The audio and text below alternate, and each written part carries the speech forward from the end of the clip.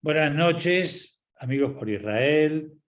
Un gusto, bienvenidos. Un gusto volver a reencontrarnos con ustedes, como lo hacemos habitualmente los días miércoles, desde hace ya unos años. Hoy tenemos el sumo placer y el honor de recibir al Rab Baruch Seilikovich, un amigo de nosotros, un amigo que ya estuvo en varias oportunidades haciendo disertaciones para nosotros. Baruch es líder espiritual del templo Beth Shalom en New Jersey en 2010. Fue, mejor dicho, rabino originario de Argentina, se graduó en la UBA con un título en psicología y un título adicional en educación judía en el Seminario Rabínico Latinoamericano. Completó sus estudios rabínicos en el Instituto Schechter en Israel.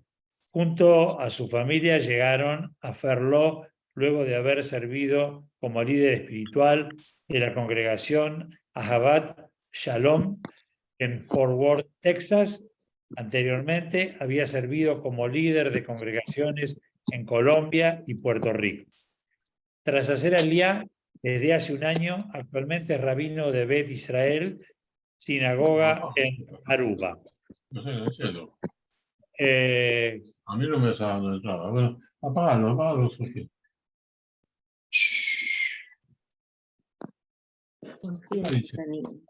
Baruch, voy a silenciar los micrófonos, por favor, de todos.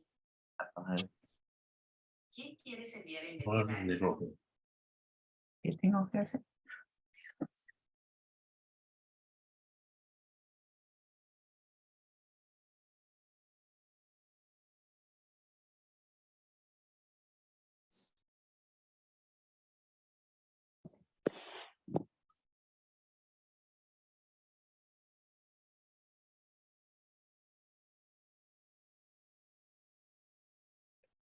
Muy bien.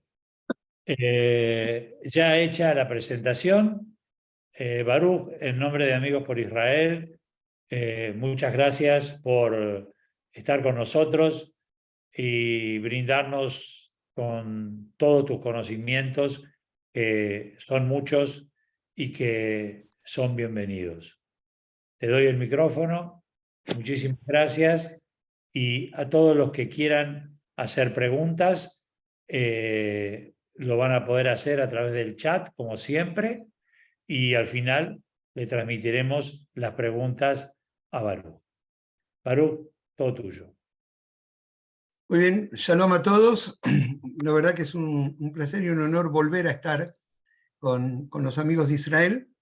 Y el tema que nos toca hoy es el tema sobre el judaísmo y la interpretación de los sueños. Ante todo, quiero aclarar un par de cositas. Recording in progress. Okay, I got you. Recording in progress. Okay.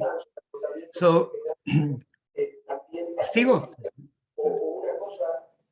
Un segundo, porque están abriendo los micrófonos. Ya abrí el tuyo, Baruch. Muy bien, ahí estoy. Listo. Perfecto.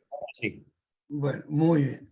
Entonces, lo que yo quiero decir es que cuando hablamos de interpretación de los sueños, hay un principio general, y es que todos los sueños, todos, absolutamente todos, los de ustedes, los míos, todos, cuando nosotros nos despertamos y comentamos que tuvimos un sueño, cuando contamos que tuvimos un sueño, inmediatamente hay una interpretación de ese sueño, inmediatamente.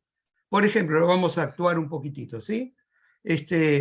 Uno se levanta a la mañana y le cuenta a alguien, no sabés el sueño que tuve, ¿no? Mira, una cosa de lo más extraña, qué sé yo, cualquier cosa. Estaba en un tren en Europa y de pronto el guarda venía con un revólver. Imagínate que me desperté todo angustiado. Todo eso ya es una interpretación de lo que yo vi en ese sueño, ¿no? El agregar, el comentar, todo lo que se habla del sueño ya es una interpretación per se, de por sí. Ahora, ¿qué dice el judaísmo de todo esto? Bueno, el judaísmo obviamente sigue la regla la regla tradicional de que donde hay 2 judíos hay 4 opiniones. Y entonces vamos a ir directamente a las fuentes, porque esto no es una cuestión de que, bueno, si yo comento algo, digo, el judaísmo dice esto, enseguida alguien va a preguntar, bueno, pero Baruch, ¿de dónde lo sacaste? ¿Sí? ¿De dónde viene una cosa como esa? Porque algunas son realmente, obviamente, relacionadas con cosas místicas, otras con creencias anteriores, otras sacadas de la Torá por un lado y sacados del Talmud por el otro. Entonces, para poder hablar de judaísmo y los sueños, y no tenemos un año para hacer eso, como cuando uno quiere hablar de historia de judaísmo y tiene 4000 años para hacerlo en 1 hora. Entonces vamos a tratar de hacer algo que pasa en el sueño, que es uno de los trabajos del sueño, según Sigmund Freud, que es la condensación, de la cual vamos a hablar dentro de esta charla. Entonces voy a tratar de condensar y voy a irme a una de las fuentes principales que hablan realmente de sueño, que es ni más ni menos que el Talmud. El Talmud. Si alguien no sabe lo que es el Talmud, yo no tengo ningún problema, me lo pone en el chat, que sí vale la pena comentarlo, ¿sí? Muy bien. Entonces, vamos a ver qué es lo que dice el Talmud de esto. A ver dónde tengo yo, judaísmo los sueños aquí, share, y aquí vengo. Bueno, muy bien. Vamos a intentar a ver si esto funciona así. Sí, señor. Muy bien. El Talmud en el Tratado de Berajot, y aquí por eso yo pongo no solamente el Talmud, sino en qué lugar del Talmud, ¿no? El Talmud está compuesto de muchos tratados, uno de ellos es el Tratado de Berajot o Bendiciones, habla extensamente, pero habla extensamente sobre los sueños y hace declaraciones que parecen ser contradictorias. Lo que yo dije antes, 2 judíos, 4 opiniones. Por un lado, el Talmud dice que los sueños son una 60ª parte de profecía. ¿Qué quiere decir?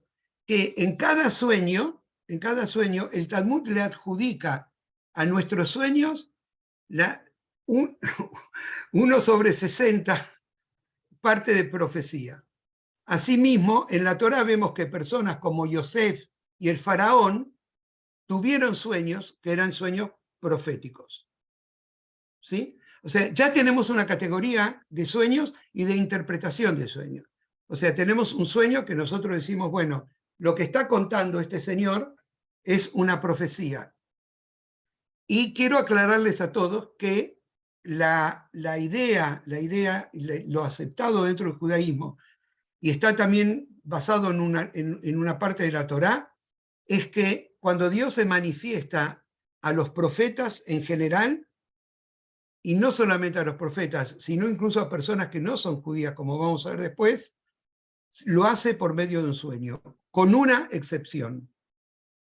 ¿A quién Dios le hablaba y no en sueños? A Moisés. Y dice la Torá, ¿no?, que Dios hablaba con Moisés, panim el panim, en Yiddish, para los que saben, punem y tapunem, ¿sí? Sí, cara a cara.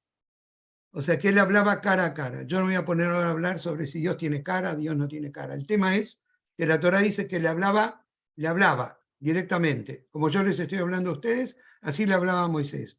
A todos los demás les hablaba a través de sueños, que algunos hablan la palabra de sueño y otros hablan de visiones, ¿sí? Pero en general las visiones y todo eso tienen que ver con lo onírico, con el tema del sueño. Muy bien, entonces, un buen año como está, a ver, yo no sé acá qué pasó, que me pongo para atrás.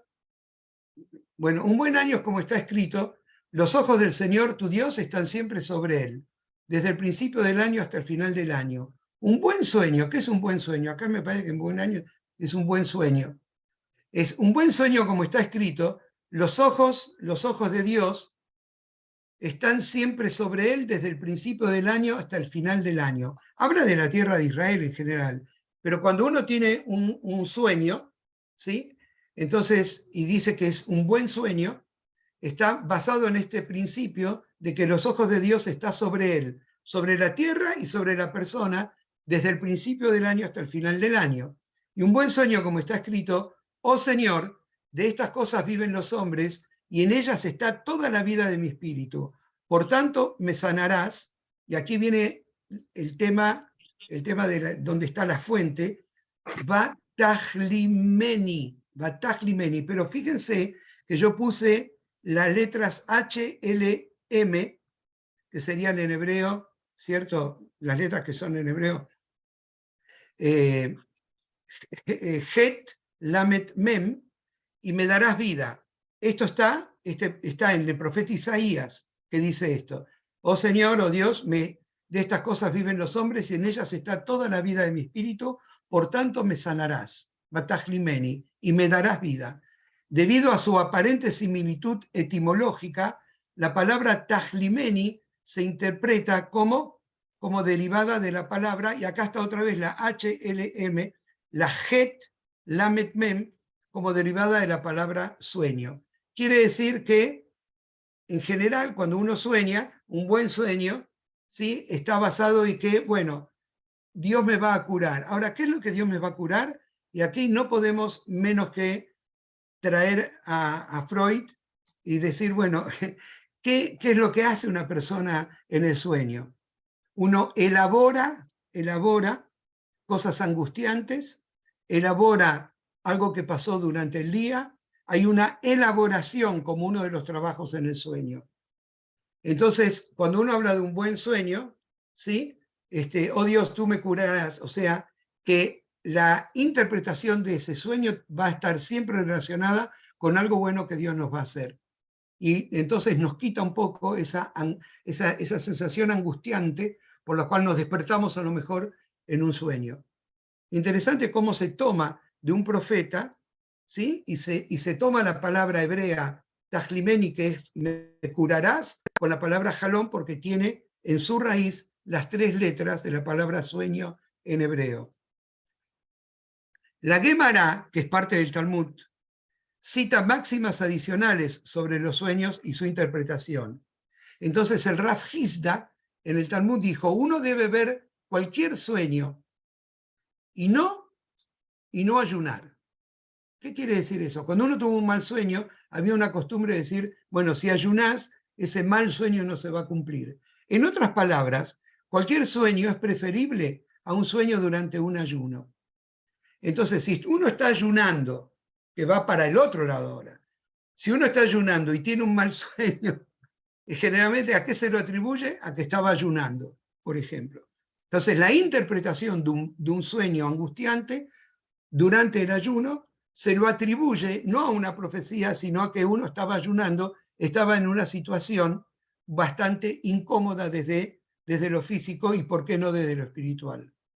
¿Sí? Entonces, preferible uno debe ver cualquier sueño y no un ayuno. O sea, ojo, cuando uno ayuna, los sueños que tiene no se angustien, no es que es una profecía que les va a pasar algo malo. Yo hablo no de lo que yo creo, hablo de lo que está escrito, ¿ok? Sino que es consecuencia del estado físico.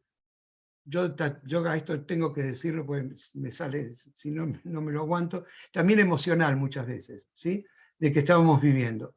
El Rav Hizda dijo: un sueño no interpretado es como una carta no leída. O sea, si uno tiene un sueño y no lo contó ni trata de entenderlo, es como una carta no leída. Mientras no se interprete, no se puede cumplir. La interpretación de un sueño crea su significado. O sea que la interpretación de los sueños ya está entendida en el judaísmo desde el Talmud. Estamos hablando de algo que fue recopilado en el siglo IV de la Era Común, ¿sí? Fue recopilado en eso. Ya desde esa época nosotros vemos la importancia que tiene la interpretación de los sueños para el judaísmo. Y Rav Hizda mismo dijo: un buen sueño no se cumple por completo y un mal sueño no se cumple por completo. Increíble, ¿no? Y Rav Hizda dijo: un mal sueño es preferible a un buen sueño. ¿Por qué? Ya que un mal sueño hace que uno sienta remordimiento y arrepentimiento. Bueno, vamos a ver. ¿Qué es lo que el Talmud está interpretando aquí sobre los sueños? Que generalmente un mal sueño tiene que ver con un mal estado psicológico. Cuando uno hizo algo malo y siente remordimiento, una cosa así, o si no lo siente, ese mal sueño cuando aparece por algo malo que uno hizo, crea en uno el remordimiento y el arrepentimiento, porque es un sueño angustiante. Generalmente no es un buen sueño, es un sueño que uno se despierta, algo, ¿sí? Entonces, la interpretación que le da aquí es cuál es el estado previo, como vimos con el ayuno y como vimos con este caso, ¿sí? ¿Cuál es el estado previo de la persona y cuál es el sueño que tuvo consecuencia de ese estado previo? Y nuevamente viene la psicología y dice, sí, por ejemplo, restos diurnos. ¿Qué son los restos diurnos? Son cosas que nos pasaron en el día, o quizás no, o nos pasaron durante la semana, y que de pronto aparecen en el sueño para su elaboración. El Rav Giza dijo, un mal sueño, su tristeza es suficiente para él. ¿Es suficiente qué? Como si fuera es suficiente expiación. Vamos a tomarlo. Yo quiero avanzar un poco. De manera similar, Rav Yosef dijo, incluso para mí, la alegría de un buen sueño lo niega. Incluso Rav Yosef, que estaba ciego y enfermo, obtuvo tal placer de un buen sueño que nunca se hizo realidad. Y Rav Giza dijo, un mal sueño es peor que los latigazos. ¿De dónde lo saca él? Bueno, lo saca él de este lugar. Dios lo ha hecho de tal manera que los hombres teman ante Dios, ¿sí? Está en el libro de Eclesiastés. Y Rav Abba Barjana dijo que el rabino Yohanan dijo, ese es un mal sueño que hace temer al hombre. O sea, ¿qué es lo que están interpretando aquí entonces los rabinos?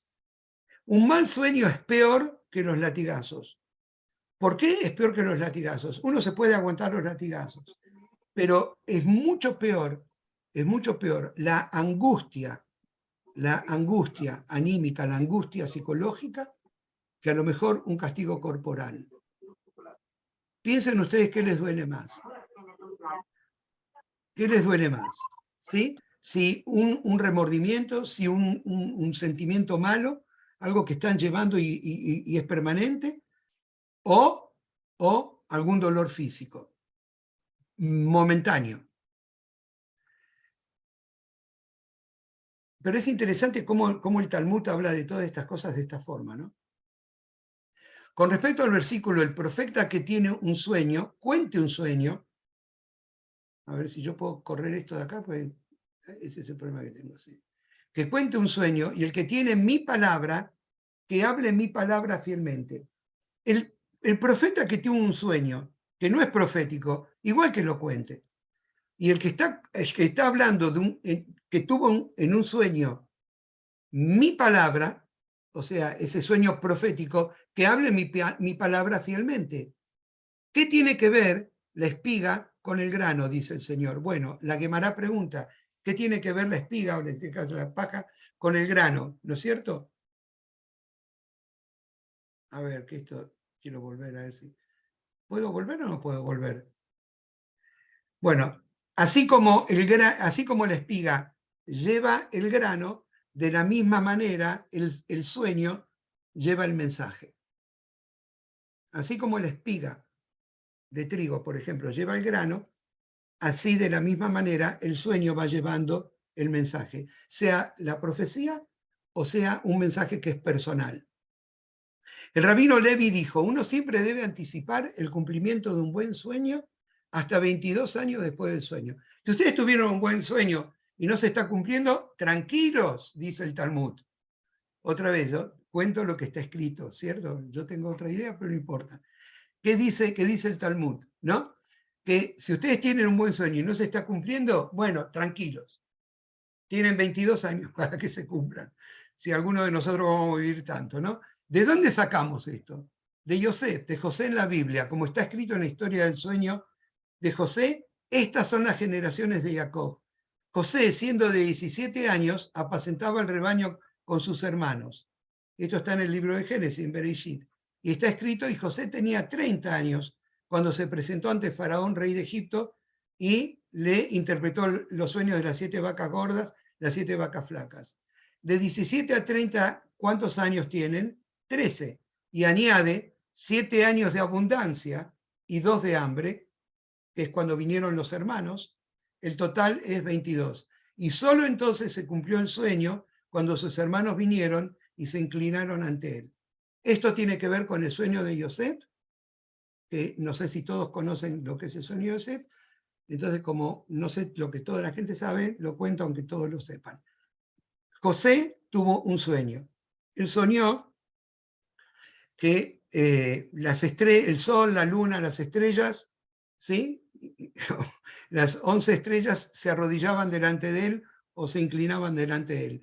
Lo mismo que cuando juntaban las espigas de los hermanos se arrodillaban delante de él. Y no pasó enseguida. ¿Cuándo pasó? Pasó después de 22 años, que ese sueño se cumplió.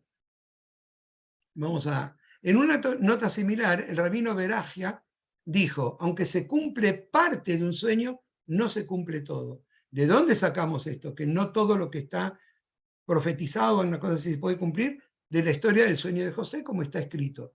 Y acá viene. Soñó aún otro sueño y lo contó a sus hermanos, diciendo, he aquí que he soñado otro sueño.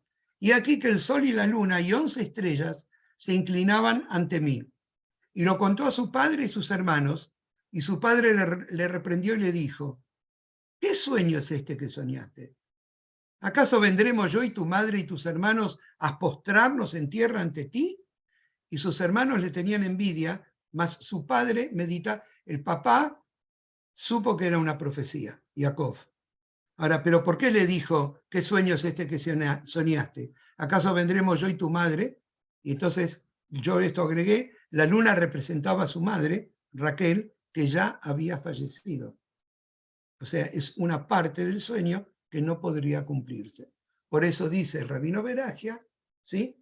Aunque se cumple, esto todo está en el Talmud, aunque se cumple parte de un sueño, no se cumple todo. ¿De dónde sacamos? De esta historia.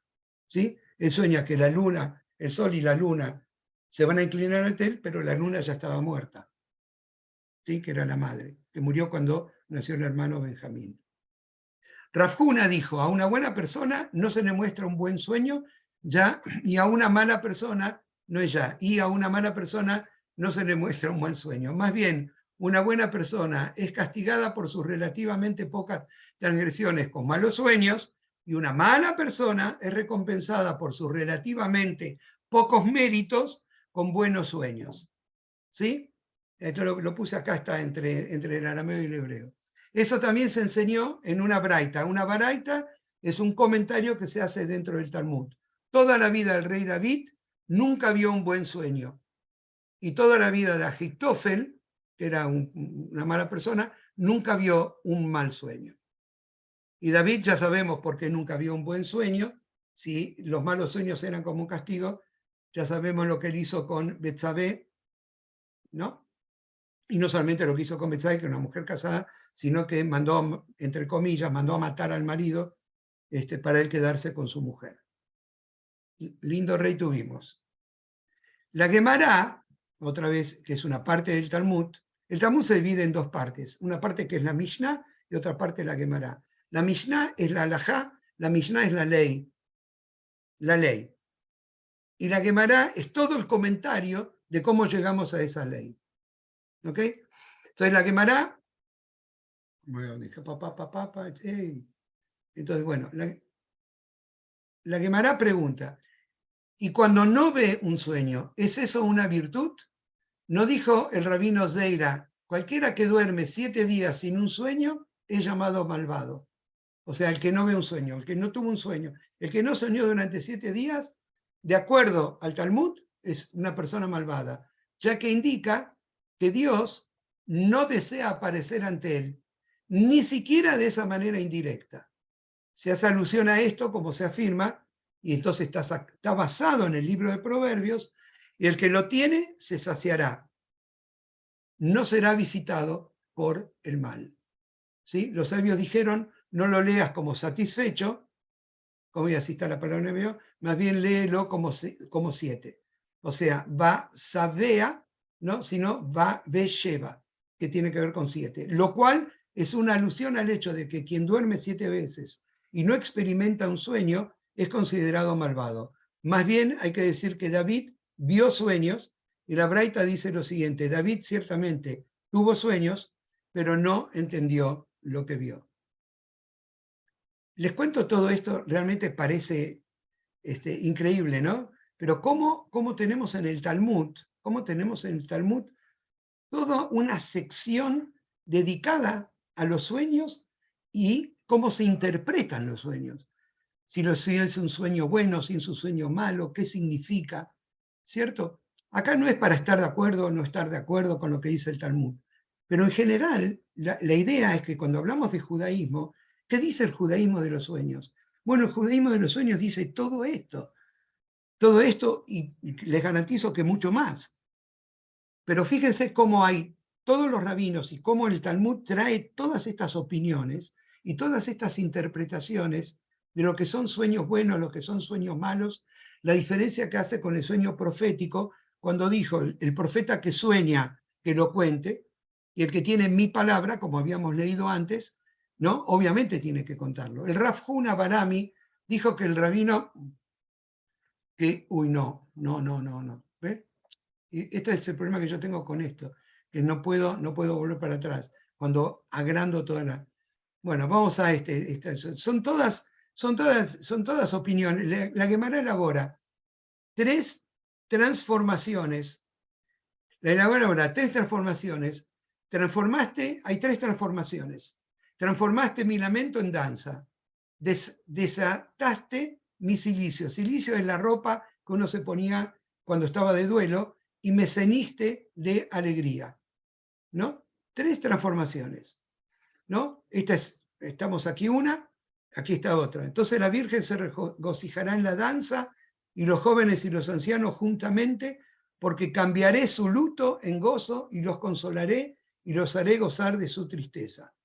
Sin embargo, el Señor tu Dios no escuchó a Bilam, pero, acá porque lo traduje de una traducción no judía, tu Dios transformó la maldición en bendición.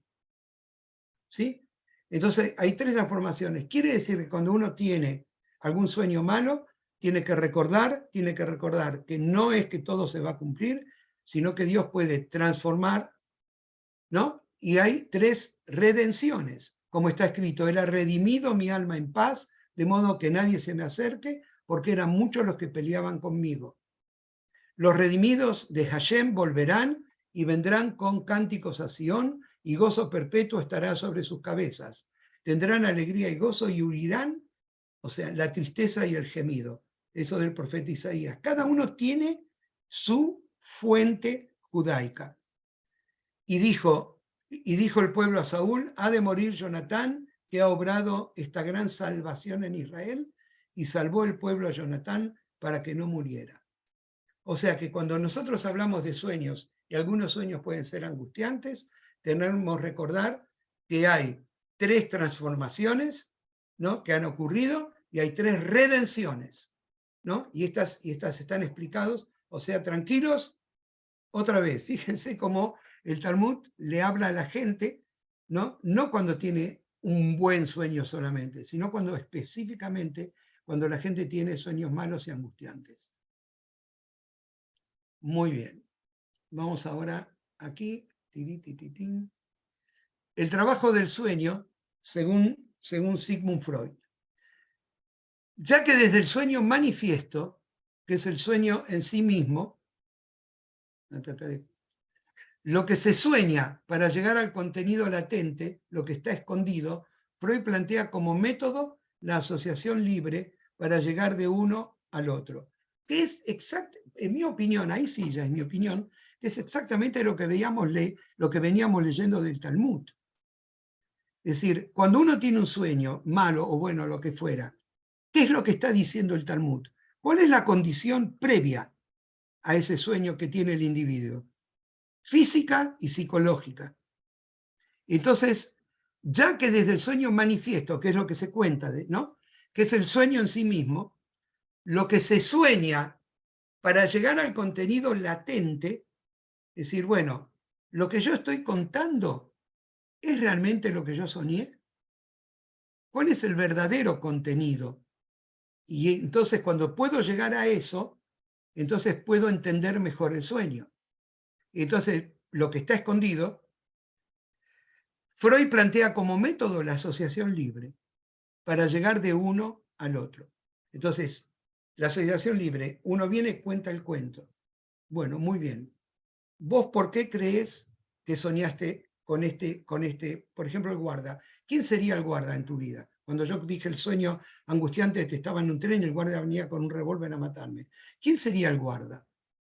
¿No? ¿Con quién podrías relacionar el guarda que viene a matarte? ¿Cierto? El tren, ¿se estaba yendo o estaba llegando? ¿No? O sea, en eso el psicoanálisis es, no sé, es espectacular. ¿El tren estaba llegando o se estaba yendo? Entonces, no importa, diga lo que diga, el tren se estaba yendo. Bien, ¿escapándose de qué? ¿Escapándose del guarda que te quería matar? ¿Entienden a lo que voy? O sea, está bien, hay un sueño que no puedo entender. Ay, soñé una cosa tan loca. No, estaba en el tren y el guarda venía con un revólver a matarme. ¿Qué tendrá que ver? Yo no sé, ¿no? Qué sueño loco que tuve. ¿No? Pero lo que Freud dice, bueno, un momentito, ¿cuál era la condición tuya previa a ese sueño? Exactamente como lo planteaba el Talmud. Por eso en psicología muchas veces decimos, ¿no?, que el psicoanálisis es como un Talmud. Sí, que habla de la interpretación del estado psicológico, del estado anímico, ¿entendés? Que está antes de, por ejemplo, la actividad onírica, que es el soñar. Freud dice que tiene que haber una fuerza que lleve desde estos pensamientos que claramente estaban previos al sueño, que son los motores del sueño. ¿Cómo se transforma esto en el sueño manifiesto? Entonces vamos a tratar de entenderlo un poco mejor, para no ir por, ¿no? Freud dice que tiene que haber una fuerza que lleve desde estos pensamientos que claramente estaban previos al sueño, que son los motores del sueño. ¿Sí? ¿De qué habla? ¿De cuáles son los motores del sueño? Como en el sueño hay un trabajo, como yo le dije antes, de elaboración. ¿Qué pasa en el sueño? En el sueño no hay conciencia. Por lo tanto, en el sueño se puede manifestar algo que la conciencia lo podría reprimir para que no se haga consciente, porque nos angustiaría. Entonces, tiene que pasar eso que en términos freudianos, en el sueño no hay superyo, no hay esa conciencia moral y social, ¿no?, que actúa de filtro para que mi deseo no salga como lo quiero, sino que salga de la manera que mi consciente lo pueda aceptar. Y mi consciente lo puede aceptar porque la sociedad lo va a aceptar. Entonces, violento no. Boxeador, soy un atleta. ¿Entienden lo que quiero decir? Es decir, este es el motor del sueño. El motor del sueño está en eso que llamamos la censura. Dentro de lo que, para hacerlo consciente, tiene que estar transformado de alguna manera. Entonces, ¿cómo se transforma esto? En el sueño manifiesto, que es el sueño que estoy contando. Y este trabajo, este proceso, es lo que Freud va a llamar el trabajo del sueño. ¿Por qué lo pongo en términos freudianos?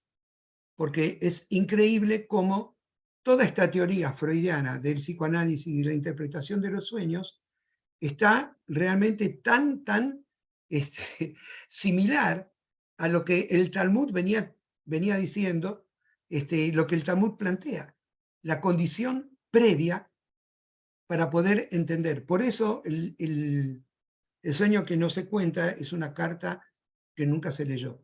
Freud se da cuenta de que hay condensación, porque el contenido latente, el verdadero, lo que realmente se soñó del sueño, que es lo que aparece a partir de las asociaciones del paciente, es tanto más grande que el contenido del sueño en sí, el contenido manifiesto. Y por eso es obvio que hay una condensación. Es uno de los trabajos del sueño, la condensación. O sea, Yo soñé el tren con el guarda que viene con el revólver. Pero cuando yo empiezo a hablar y a tratar de entender si el tren se iba o venía, quién es el guarda, por qué tiene un revólver y no un cuchillo. Es decir, no sé, no importa, todo lo que estamos tratando de asociar alrededor, todo ese texto que trae, en este caso, si se está analizando el paciente, ¿sí? Todo ese texto, todo eso es mucho más grande que simplemente lo que está contando de lo que soñó. O sea, el texto del sueño con el texto de la interpretación hace que entendamos que en el sueño hubo una condensación de lo que verdaderamente estaba pasando. El desplazamiento, ahora, es el segundo trabajo del sueño. El desplazar dice que aparece a partir de la censura, que si bien es menor en el sueño, no deja de existir, obviamente. ¿Sí? Lo que yo hablaba de la censura. Lo que yo realmente siento, lo que yo realmente deseo y lo que yo puedo manifestar. Pasa por ese filtro, que aquí lo llamamos la censura. Entonces, ¿qué pasa con ese sueño? Bueno, lo mismo que estábamos hablando del Talmud antes. ¿Sí? Y sigue logrando que no nos demos cuenta de lo que realmente estamos soñando. El verdadero tema o trama del sueño va a desplazar su energía, su valor o importancia a otro elemento de menos importancia durante el sueño. ¿Sí? Entonces, a lo mejor ese guarda con un revólver que viene a matarme podría ser un hermano, un padre, no sé, un profesor, no sé, alguien, ¿entendés? Pero nosotros hemos desplazado esa figura a una figura de menor importancia, el guarda de un tren. Su valor entonces va a aparecer como lo más importante del sueño un elemento que no es el más importante, pero que tiene toda la energía y todo el valor que fue desplazado de lo que realmente era importante. Y este desplazamiento se dio por vía de asociación. No se va a cualquier lado, sino a algo que esté cerca. O sea, algo que ya estaba previamente. Muy bien. Después vienen todas las preguntas, obviamente. Vamos a, me imagino. Freud separa el último hecho de los anteriores, ya que estos ocurren durante el sueño, a diferencia de la elaboración, de lo que él va a llamar una elaboración secundaria, que aparece después. Es decir, cuando nos levantamos. La censura que había bajado durante el dormir, como les dije antes, no hay conciencia, ¿sí? Vuelve a subir cuando me despierto y vuelve a su estado normal, de vigilia. Es un vigilante, está ahí pendiente a ver qué es lo que va a pasar en la conciencia. Y empieza a retocar ciertas cosas del sueño. Incluso hace que nos olvidemos de ciertas cosas. Es por eso que cuando nos levantamos, nos acordamos más enseguida. Y a medida que transcurre el día, nos vamos olvidando. No sé si les pasa, no les pasó a alguno, pero más o menos es lo que... Y cuando queremos contar el sueño, ciertas cosas que son muy incoherentes para nuestro pensamiento de la vigilia, lo modificamos de una forma que lo podemos contar y que sea entendible para nuestro modo consciente y aceptable. Y estas modificaciones son las elaboraciones secundarias.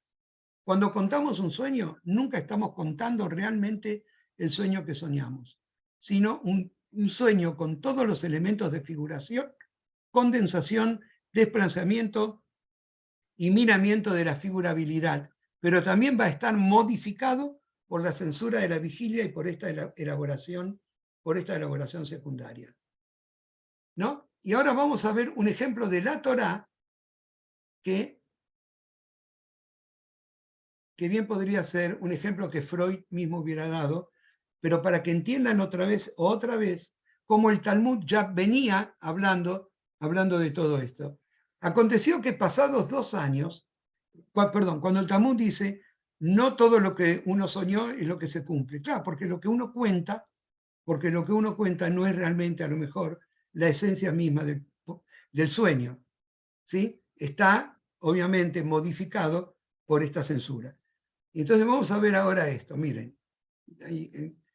Aconteció que pasados 2 años, tuvo Faraón un sueño. Entonces, él estaba junto al río y que del río subían, y todos conocen esta historia, pero vale la pena que yo les pida, por favor, que pongan muchísima atención al texto, palabra por palabra. Traten de recordar lo que él está contando. Perdón, esto es lo que él realmente soñó, no es lo que él está contando. Este es el sueño que soñó de acuerdo a la Torá. Y que del río subían 7 vacas hermosas a la vista y muy gordas y pasían en el prado. Y que tras ellas subían del río otras 7 vacas de feo aspecto y en juntas de carne. Y se pararon cerca de las vacas hermosas a la orilla del río. Y que las vacas de feo aspecto y en juntas de carne devoraban a las 7 vacas hermosas y muy gordas. Y despertó Faraón. O sea, acuérdense lo que soñó, ¿sí? 7 vacas lindas, 7 vacas malas, feas, y las 7 vacas feas se comían a las otras. Eso es lo que soñó. Y despertó Faraón. Se durmió de nuevo y soñó la segunda vez, que 7 espigas llenas y hermosas crecían de una sola caña, y que después de ellas salían otras 7 espigas menudas y abatidas del viento solano. Y las 7 espigas menudas devoraban a las 7 espigas gruesas y llenas. Y despertó Faraón. ¿Sí? Y ahí despertó Faraón. Muy bien, eso es lo que soñó, acuérdense. Entonces Faraón dijo a José, en mi sueño, ¿no? Yo veía que estaba a la orilla del río y que del río subían 7 vacas de gruesas carnes y hermosas de apariencias que pasían en el prado. Y que otras 7 vacas subían después de ellas, flacas, de muy feo aspecto, tan extenuadas que no he visto otras semejantes en fealdad en toda la tierra de Egipto. No está ahí. Los comentarios vienen al final, pero creo que queda claro que eso no estaba en el sueño, ¿no? Esto es lo que agrega él, ¿sí? Tan extenuadas que no he visto otras semejantes en fealdad en toda la tierra de Egipto. El miedo que le dio de ver esas vacas, que lo que él cuenta después es esa angustia de lo que soñó. Y las vacas flacas se lo van. Y estas entraban en sus entrañas. Dios mío, todo eso no estaba en el sueño. Mas no se conocía que hubiesen entrado porque la apariencia de las flacas aún seguían mal, como al principio. ¿Sí? Como al principio. Yo quiero que vean aquí la diferencia entre lo que es el sueño, el sueño que él cuenta, ¿no? Con el contenido latente, ¿no? Con lo que realmente estaba motivando todo ese sueño, ese miedo. Y estas entraban, y es un sueño profético, y estas entraban en sus entrañas, mas no se conocía que hubiesen entrado, porque la apariencia de las flacas aún era mala, como al principio, y yo desperté. Yo creo que no hay que ser muy rabino para darse cuenta la diferencia en el texto entre lo que él soñó, lo que cuenta la Torá que él soñó, con lo que él le cuenta a José que soñó. ¿Sí?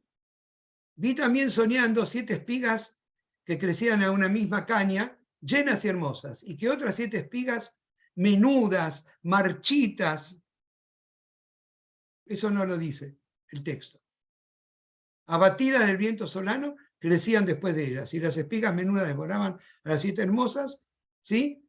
Y lo he dicho a los magos, no hay quien lo interprete. Ok, muy bien. Entonces aquí yo creo que llega el momento en que veamos qué dice el judaísmo de la interpretación de los sueños. Divide entre sueño profético, por ejemplo, yo no lo puse aquí porque tengo 1 hora nomás, ya son 8 menos 10 y en Argentina y me quedan 10 minutos como para contestar alguna pregunta. Pero si ustedes van a Isaías capítulo 2, versículo 4, que dice, convertirán sus espadas en hoces, sus lanzas en rejas de arado, no levantará espada nación contra nación, ni se prepararán más para la guerra. ¿Sí? Sueño de admonición. O sea que no es un sueño no es un sueño profético, sino que es un sueño donde Isaías, ¿sí?, mandado por Dios, le dice al pueblo en Yom Kippur, y esto lo leemos en Yom Kippur, o sea que el próximo Yom Kippur, párenle párenle un poquitito de atención, pónganle un poquitito de atención a la Haftará. Después de la lectura de la Torá se lee este capítulo 58 de Isaías, donde entre las cosas que dice, ¿por qué ayunáis así en este día? No es este el ayuno que Dios quiere. ¿Cuál es el ayuno que Dios quiere? Que liberen a los oprimidos, ¿cierto? Que cuiden los mandamientos, etc. Pero no vengan aquí a ayunar un día y después el resto del año hacen todo lo que quieren y todo lo que Dios dijo que no se hace, ¿sí? Es un sueño de admonición. Y después está el sueño individual, cada uno con su proceso onírico tal como lo describimos, de acuerdo al Talmud y de acuerdo a Sigmund Freud, ¿sí? Así que bueno, yo creo que más o menos estamos en eso. Y ahora sí, me dediqué a dejar, por eso no me importó saltear algunas de las cosas del Talmud, porque por eso dije, necesitamos un año para esto. Pero más o menos, no sé si quedó más o menos entendido o si fue muy por arriba. Ustedes dirán y los escucho. Baruch, muchas gracias. Tengo algunos comentarios, algunas preguntas. Por favor.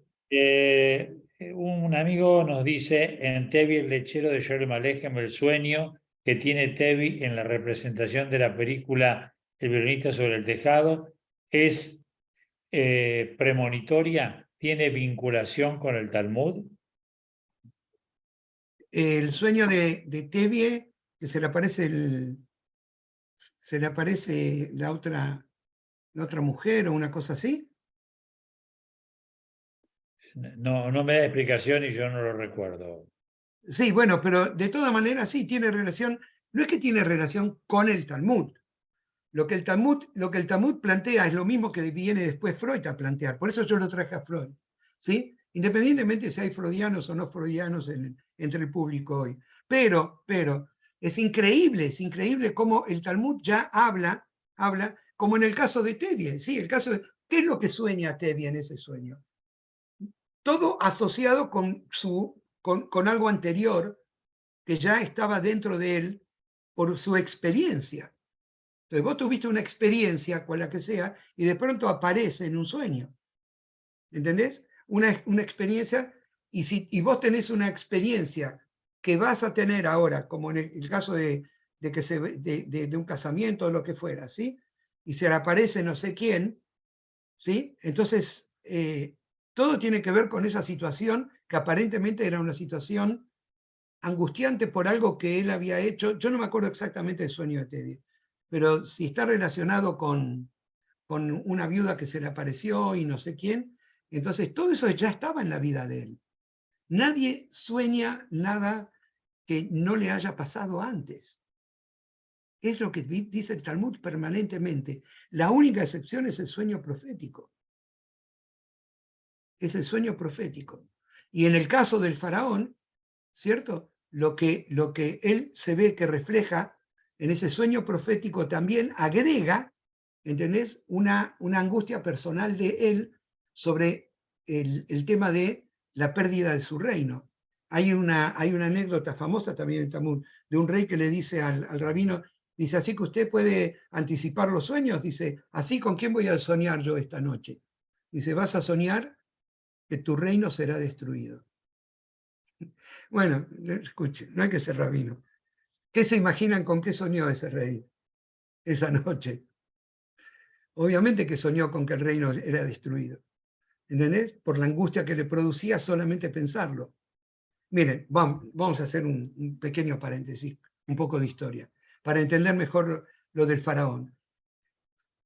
El faraón tiene en sí mismo la angustia de la pérdida de su reino, de que algo malo pase dentro de su reino. ¿Por qué tiene esa angustia? El faraón tiene esa angustia porque ese faraón no es un faraón egipcio, ¿cómo podría decir? Ciudadano nativo, ¿no? Hubo una guerra entre Ixos, un pueblo llamado los Ixos, y los egipcios. Y este faraón era un faraón que no era de los egipcios, era de los Ixos. Por eso él nombra a un hebreo a un extranjero, a uno de afuera, para que le maneje toda la economía. No confía en ninguno de los egipcios que tiene alrededor. Por eso se trae otro pueblo, otra familia que se convierte en pueblo, ¿entendés? Que lo apoya, a los cuales le da todo tipo de prebendas. ¿No? No quiero hacer política, le da todo tipo de planes. Eso. Lo tiene, no sabés cómo. Lo pone en el gobierno, vos tenés que ver lo que es. Cuando uno lee esa historia, uno dice, pero no entiendo. No le faltaba gente en Egipto para ponerlos como capataces, como administradores. ¿Por qué trae gente de afuera? Porque él era de afuera. ¿Cómo puede ser que subió un faraón que no conoció a José? Es como decir, y nació un argentino que no conoció a San Martín. Es imposible. ¿Entendés? Nació un americano que no conoció a Washington. Impossible. No puede haber una cosa así, ¿entendés? Entonces, ¿cómo puede haber un faraón? Porque lo que no te cuenta la Torá es todo esto que la historia sí te cuenta. Entonces, cuando él tiene esa angustia de que nunca vio vacas como esa, se angustia tanto con ese sueño, es porque hay algo dentro de él previo a esto. Lo mismo que en Tebie, hay algo previo. Por eso él tiene ese sueño. No es que yo lo relaciono con el Talmud, ¿cierto? Lo que yo digo es que el Talmud ya viene hablando de que los sueños finalmente tienen que ver con situaciones previas del individuo, salvo los sueños proféticos, que yo sí lo quiero separar. Baruch, en algún momento de tu alocución, vos dijiste algo de cara a cara, mirarse cara a cara. Me preguntan de dónde viene eso que vos hablaste. Está en la Torá. Veidaber Adonai el Moshe, panim el panim. Moshe Medaber, Ish el Reu. Te lo dije en hebreo, ¿de dónde sale? Está en la Torá. Blanco sobre negro. Que Pero Dios le hablaba a Moisés cara ¿quién se a ve, cara. quién se ve cara a cara? ¿Cómo? ¿Quiénes son los que se ven cara a cara? Dios y Moisés. Pero vamos de vuelta. Porque en la Torá hay otro pasaje donde Moisés le dice, muéstrame tu gloria. Yo lo estoy traduciendo, ¿sí? Muéstrame tu gloria. Y Dios dice, yo pasaré delante de ti, ¿no? Pero taparé tus ojos, no verás mi rostro. O sea, si le hablaba cara a cara, ¿cómo hace para no ver el rostro? ¿Sí? Solamente podrás ver mi espalda, digamos, la parte mía, la parte de atrás mía, ¿sí? No el frente, sino cuando yo termino de pasar. Entonces, cuando decimos que hablaba cara a cara, es decir, le hablaba directamente, pero no es que le mostraba la cara, ¿no? O sea, si yo ahora, escúchame, y esto yo creo que se puede entender perfectamente, es tan simple. Yo ahora pongo stop video. ¿Ustedes me escuchan? Sí, perfecto. Bueno, y Baruch hablaba con Simón cara a cara. Pero con todos los demás me voy a aparecer en un sueño esta noche. ¿Entienden lo que quiero decir? ¿Sí se entiende o no? Pero con Simón hablo cara a cara.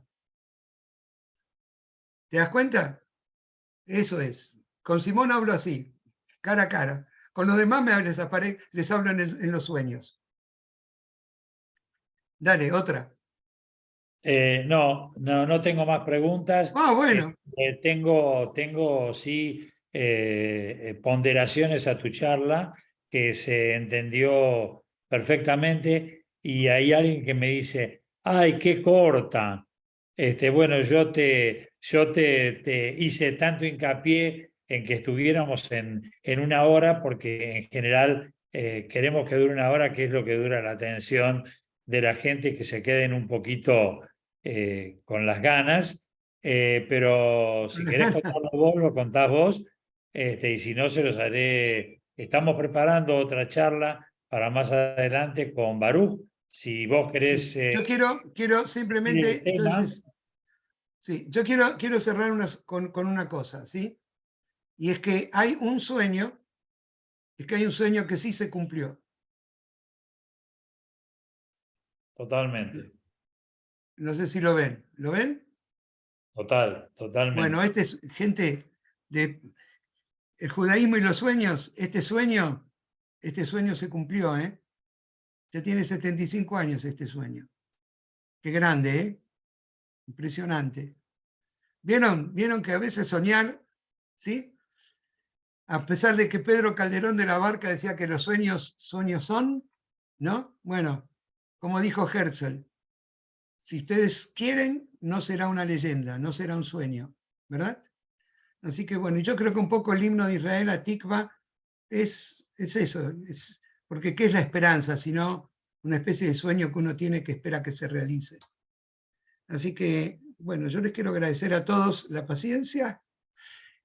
Realmente, como era tanto del Talmud, así yo tenía, no sé, tenía un poco también yo de prurito de, no sé, de que por ahí sea muy escolástico, ¿no?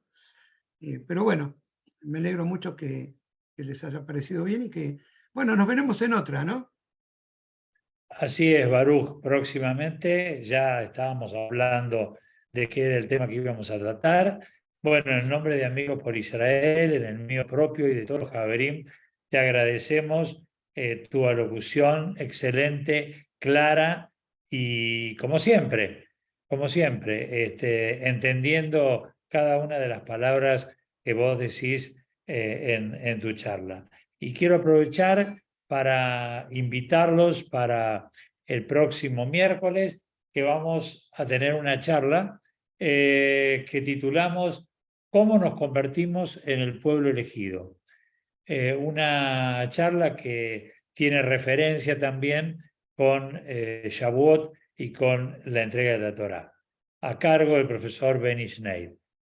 Querido Baruch, un abrazo grande, gracias por participar y a todos los amigos, Shabbat Shalom Mevorach para todos, que tengan una buena semana y volvemos a encontrarnos el próximo miércoles. Muchas gracias por acompañarnos. Bueno, Estén todos gracias a muy bien. ustedes. Fuerte Tuvimos abrazo. gente de Aruba, ¿eh? Sí, también de Digo, Israel y de Estados Unidos. sí. y hasta de la provincia de Misiones. Así que bueno. Ok. Muchísimas gracias, Gracias a Baruch. ustedes. Hasta Chao. pronto. Gracias.